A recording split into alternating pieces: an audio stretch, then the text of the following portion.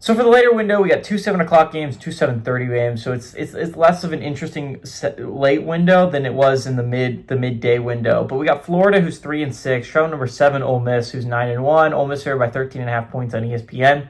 DJ Lagway has gone 171 to 265, thrown for 1,762 yards, 11 touchdowns, 12 interceptions.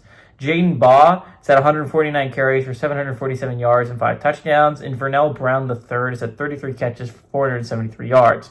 Trinidad Chambliss has gone 169 to 264, thrown for 2,356 yards, 13 touchdowns, 2 interceptions. Kewan Lacey has had 200 carries for 912 yards and 16 touchdowns. And Harrison Wallace III has had 36 catches for 579 yards and 2 touchdowns. Florida, weirdly enough, leads the series all-time 13-12. And the last three games have gone to Florida from 2015 to 2024. 2002 was the last time the Rebs were able to beat Florida at home. And Kiffin is 0-2 against the Gators. The Gators have just given him problems for some reason. For a coach that's done so great in the SEC and seriously turned Ole Miss into a playoff contender, Florida has been a weird speed bump that he hasn't been able to get over. This is probably the year he gets over, in all honesty.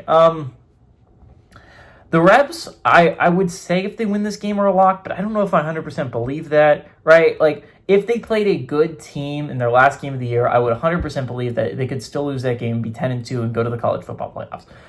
But a loss here or a loss against Mississippi State might be enough. I mean, there's going to be a lot of 10-2 resumes out there, and the fact is, Ole Miss doesn't have this insane high-quality win to point to on the resume, right? Their best win really is right now against LSU.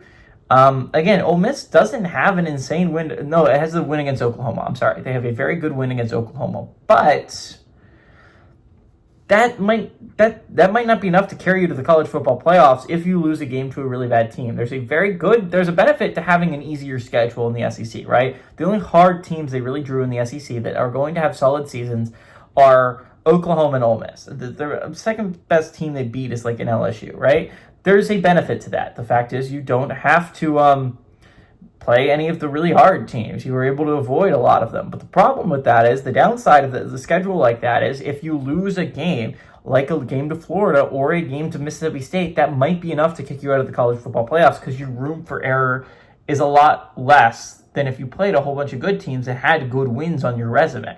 If you're Ole Miss, you would love to see Oklahoma win out because that gives you a very solid win on the resume.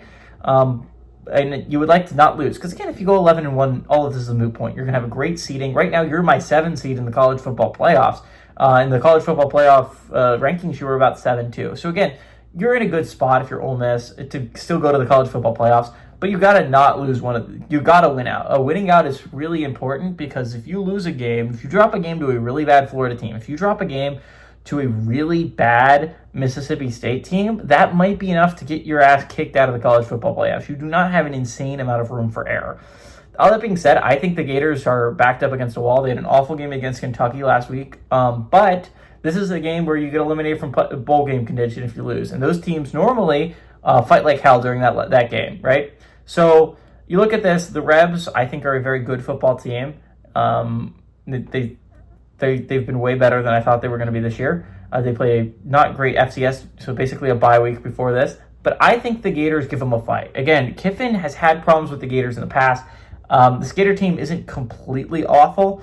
I like the Gators to go on the road, and I like them to hold tight with Ole Miss. Give me the Gators to lose, but I like them to cover that 13.5 point spread.